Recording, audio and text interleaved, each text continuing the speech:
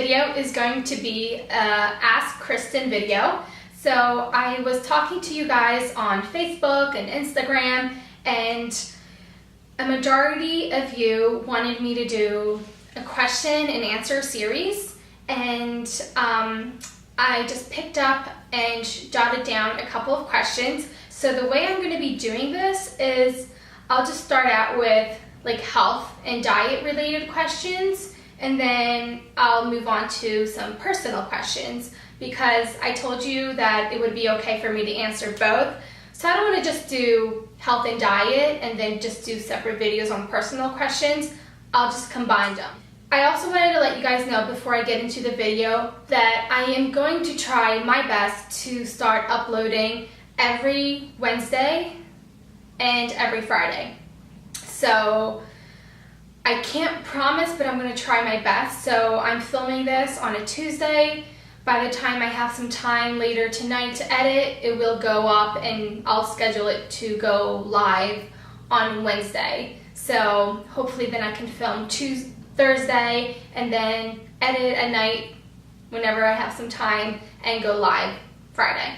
So crossing my fingers that I can do that, consistently, so you guys know that every Wednesday and every Friday you can count on a video. So I guess that's it. I think I didn't have anything else to talk about before starting the video. So let's go ahead and get started.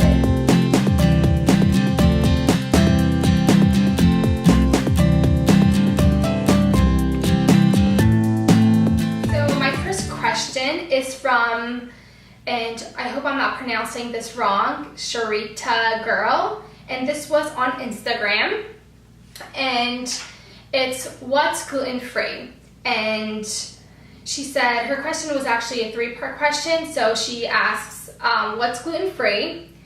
What's the big deal with gluten-free? And is gluten-free right for me or right for everyone? Gluten is a protein that you find in wheat, rye, and barley.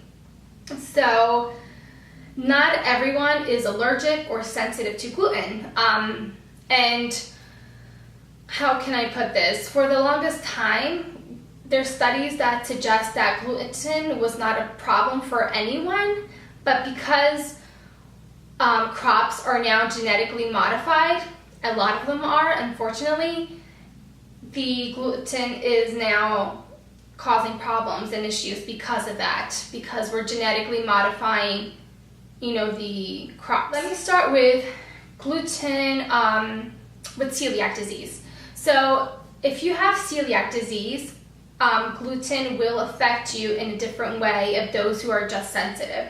So what happens is, for anyone that has celiac disease, whenever they eat something with gluten, their immune system just attacks their GI tract. So you'll get stomach aches, vomiting, diarrhea, you're damaging your intestines, and those are basically the symptoms. It pretty much affects your GI system. So it's very dangerous, it can lead into more serious diseases like cancer. It's very uncomfortable. So those are that's the most known gluten allergy. It's the gluten intolerance. It's actually not an allergy. So then you have the other people who don't have celiac, but whenever they eat anything with gluten, they don't do well. And basically, your body, instead of attacking your GI tract, could very well be attacking any other organ in any other part of your body.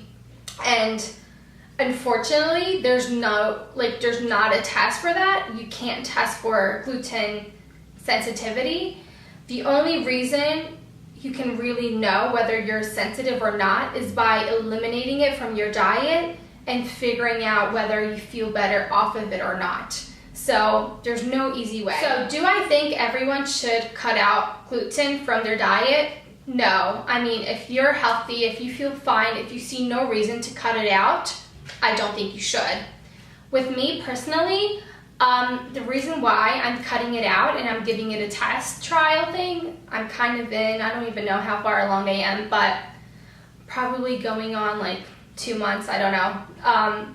The reason why I decided to try gluten-free is because there are certain symptoms and illnesses that are linked to gluten sensitivity. So for instance, low vitamin D, there's studies that show that people with low vitamin D usually are sensitive to gluten. Thyroid issues are linked to gluten sensitivity. Stomach pain, so like digestive problems, so like things like bloating, low energy, depression, so just certain symptoms that could be linked. Now they could be linked to other things, but because I had a couple of the symptoms that are related to gluten sensitivity, I thought I would give it a try. I did go and do my blood work for celiac and I tested negative. So I know I don't have celiac, and I pretty much know that because it's not like I had to run into the bathroom every time I eat it. But ever since I've been off gluten, I do have to say that some of the symptoms went away, like bloating. I was getting major bloating. Sometimes out of nowhere, I would just like, and it wouldn't be after a meal or anything, it was just randomly in a day. I would get so bloated that my jeans would not button. I looked like I was 6 months pregnant. It was crazy, out of nowhere. And it was really not related to constipation or anything. So ever since I stopped eating gluten, that stopped as well. So is gluten-free for everyone? No. You just have to know your body, you have to know if you feel your very best. If you're not feeling your very best and you research some symptoms, just like depression, low vitamin D, thyroid issues, and you want to give it a try, and then after cutting it off, if you feel better, then it kind of tells you that you were kind of sensitive to it. The good side of it is that gluten is in all processed foods, so whenever you cut out gluten, you're eating less processed anyway, so that's healthier for you. So instead of eating bread, you're eating more of the vegetables, the fruits, which are naturally gluten-free and healthier for you. I think that pretty much just sums it up. I could like go on and talk, for 2 hours about gluten-free, but this is, just really to answer your questions and just give you a general idea. If you have further questions, just keep sending them and I will, dig a little bit further, but I feel like this answers the general idea of gluten-free.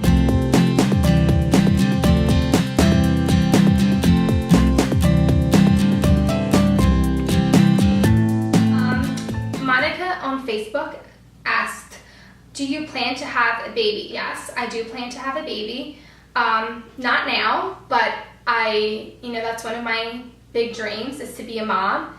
Since I was a little girl, I would love to be a mom, but just not now. I just got done school and I have a lot of things ahead of me that I want to do and accomplish. I want to have a baby when I'm fully able to dedicate myself to that baby. So right now I have, other plans going on that I don't think it would be fair either for me or for the baby. So, but if it happens, it happens.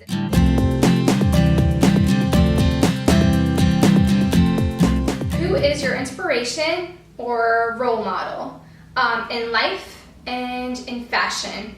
So in life, I feel like I have a couple people that inspire me on a daily basis, but I do have to say, when I think of like the one person, it's my grandma, because we're really she's in her 70s and we can still be best friends.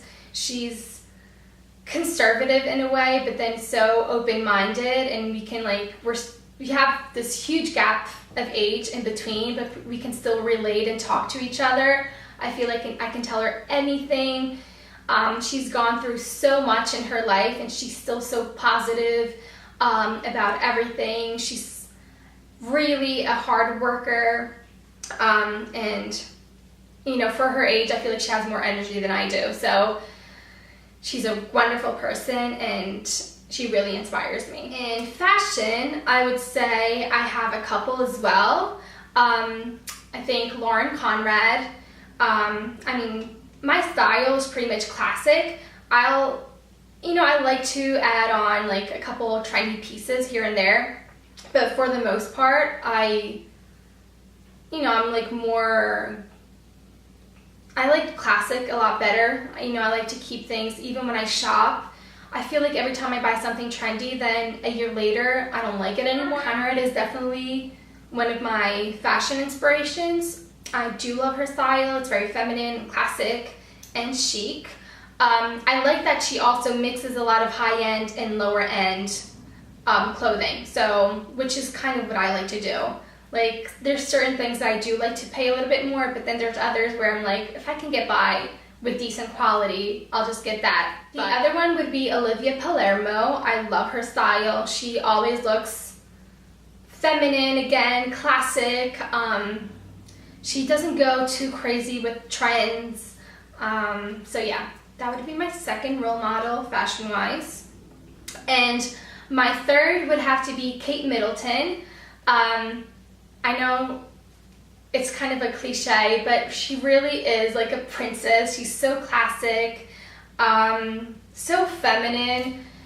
It's amazing how like she can be such a modern princess, but again, we can relate to her at such like a weird level.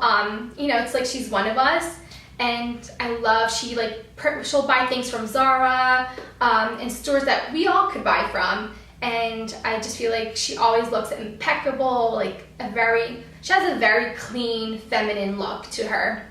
And I relate myself to that. Sometimes I feel like I look at other girls and I'm like, oh, they look so cute and sexy. And it's fine, like I like seeing that in other people. But if I like buy, for instance, the same clothes, like the same top or the same skirt, and even though I like seeing it on other girls and they look so trendy and like sexy, I feel trashy when I put it on. So I like seeing it on other people, but it's just not a part of who I am.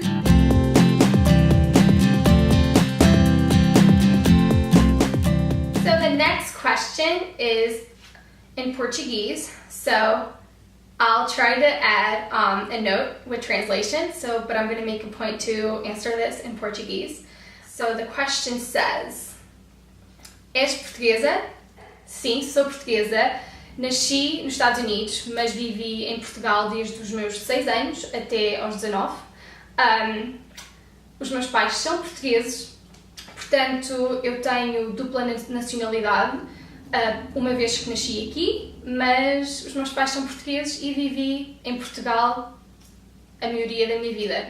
Depois de acabar a escola secundária, o 12º ano, concorri para uma universidade americana e foi por isso que voltei para aqui, para estudar e trabalhar.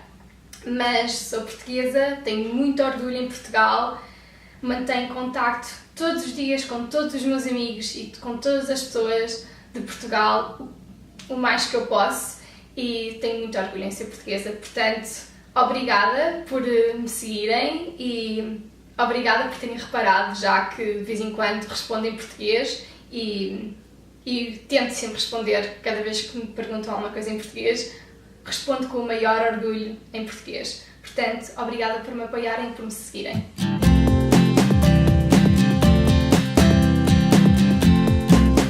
Alright, so last question is, if you could wear a designer for the rest of your life, who would it be? I wouldn't pick a designer. Like, I can't pick, like, I love Michael Kors, and I'm sure you guys know by now because I buy a ton of Michael Kors, but I couldn't pick Michael Kors for everything. I love his shoes, I love his bags, love his watches, his sunglasses, but I couldn't pick them for, forever. So, aside from designers, and because they are kind of pricey, I'm gonna go with a store instead. So I would pick Zara as my store for the rest of my life, which it's not a designer, but they do have designers and it's a brand. I feel like at least here in America, they have different lines, the like more affordable ones and the more expensive ones, and you have the more classic ones, the trendier ones, and it's just like a great variety of like fashion and clothing, and it's just like one of my favorite stores. I feel like they have an overall very, general classic style, but then they also have, they're very up to date with all the trends.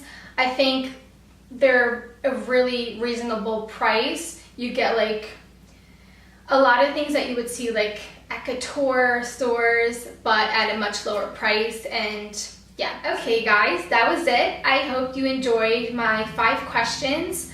Let me know if you want me to continue doing these series. And again, I'm looking to continue with a 2-part kind of thing. So health and diet first, and then personal second.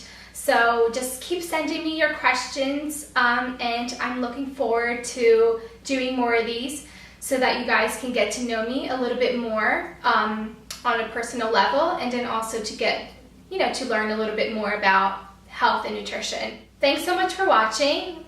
Don't forget to subscribe if you haven't already, and like the video, share it with your friends, favorite the video. It just really means a lot to me, and yeah, I will talk to you very soon. Bye.